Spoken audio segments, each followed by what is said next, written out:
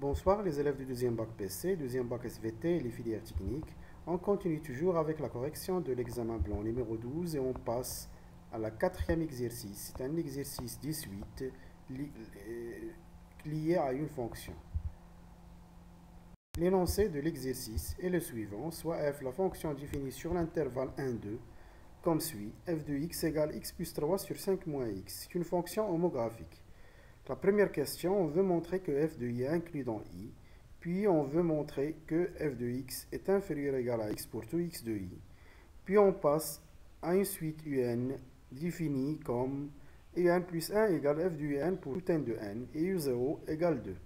On montre par récurrence que un appartient à l'intervalle i, puis on va montrer que cette suite est décroissante pour déduire qu'elle est convergente.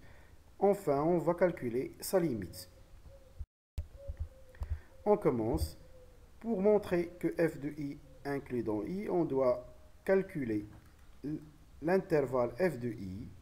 Et pour calculer cet intervalle, on doit savoir la monotonie de la fonction f pour connaître la règle utile pour calculer f de i. Bien sûr, f est dérivable sur l'intervalle 1, 2.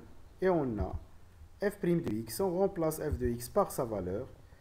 C'est une fraction, donc x plus 3' fois 5 moins x, moins x plus 3 fois 5 moins x' sur 5 moins x au carré. La dérivée de x plus 3, c'est 1. La dérivée de 5 moins x, c'est moins 1. Alors, on va trouver ce résultat. Après simplification, on trouve 8 sur 5 moins x au carré, qui est strictement positif. Alors, la fonction f est strictement croissante sur l'intervalle 1i, 1, 2. Maintenant, on pourra facilement calculer l'image de l'intervalle i, qui est l'image de l'intervalle 1, 2. Puisque la fonction est croissante, on fait entrer f. Ça va donner f de 2 vaut 1, 5 sur 3. Et puisque l'intervalle 1, 5 sur 3 est inclus dans l'intervalle 1, 2, alors f de i inclus dans i. Maintenant, on veut montrer que pour tout x de i, f de x est inférieur ou égal à x. Donc, on va prendre un x appartient à i et on calcule la différence. f de x moins x, on remplace f de x par sa valeur. On unifie le dénominateur. Après simplification, on va trouver x au carré moins 4x sur plus 3 sur 5 moins x. Alors, on doit étudier maintenant le signe de ce résultat. On commence par le signe dénominateur, puis le signe de dénominateur, et on trace un tableau de signes qui contient les deux. Étudions le signe de dénominateur maintenant.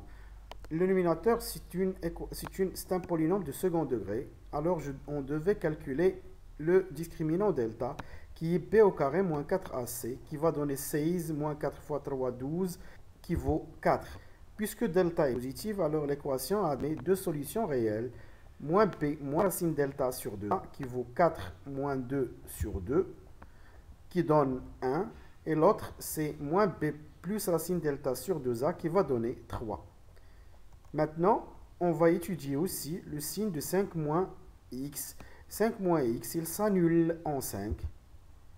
Donc, il suffit maintenant de tracer directement un tableau de signes, d'où tout cela.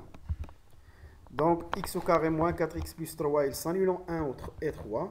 Et on met le signe de moins a entre les racines, entre 1 et 3. Et 5 moins x est un polynôme du premier degré, il s'annule en 5. Et a est négatif, donc on doit mettre plus, puis moins. Alors f de x moins y, f de x moins x est positif sur les intervalles moins l'infini 1 et 3 plus l'infini. Et il est négatif sur l'intervalle 1, 3 et 5 plus l'infini. Mais pour nous, ce qui nous intéresse, c'est l'intervalle 1, 2. L'intervalle 1, 2 est inclus dans l'intervalle 1, 3. Et f de x moins x est négatif dans cet intervalle, ce qui veut dire que sur l'intervalle 1, 2, f de x moins x est négatif. Maintenant, on passe x à l'autre côté et on trouve le résultat souhaité. Maintenant, on va passer à une suite liée à la fonction f, telle que un plus 1 égale f de un pour tout n de n et u0 égale 2. On montre par récurrence que pour tout n de n, un appartient à l'intervalle i, c'est-à-dire un est compris entre 1 et 2. l'initialisation. Pour n égale 0, on a u0 égale 2. Et puisque 2 appartient à l'intervalle 1, 2, alors le résultat est vrai pour n égale 0. Soit n appartient à n, supposons que un appartient à i et montrons que un plus 1 appartient à i. On va appliquer les résultats de la première partie. On a un appartient à i, et puisque f de l'intervalle i est inclus dans l'intervalle i, donc f de un appartient à i aussi. Et un plus 1, et f de un, c'est un plus 1, c'est-à-dire un plus 1 appartient à i, d'où le résultat. La conclusion, pour tout n de n, on a un appartient à i. Maintenant, on va passer à la deuxième question, qui consiste à démontrer que la suite un est décroissante, puis déduire qu'elle est convergente. On utilise le résultat de la première partie aussi. On a déjà, pour tout x de i, on a f de x moins x est négatif, c'est déjà montré. Et puisque un appartient à i, alors un vérifie ce résultat, c'est-à-dire f de un moins un est négatif. Et puisque f de un c'est un plus 1, alors un plus 1 moins un est négatif, ce qui veut dire que la suite un est décroissante. Et puisqu'elle est minorée, décroissante, puisqu'elle est minorée par 1, selon la première question, alors elle est convergente. On passe maintenant au calcul de limite. Pour calculer la limite d'une suite liée à une fonction, on utilise le théorème qui a 5 conditions. La première condition, un plus 1 égale f de un, c'est donné. C'est une donnée. La deuxième condition, f est continue sur i. C'est déjà montré puisqu'on a f est dérivable, alors elle est continue sur i. La troisième condition, u0 appartient à i. C'est déjà dite dans la récurrence.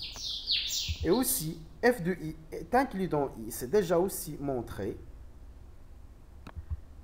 Et la dernière condition, un est convergente. Ces 5 conditions nous permettent de dire que la limite de un est la solution de l'équation f de x égale x. Alors, soit on résout l'équation f de x égale x, ou bien on remarque que déjà, dans le calcul précédent, on a montré que f de 1 égale 1. C'est-à-dire, 1, c'est une solution de cette équation. D'où la limite de un, c'est 1.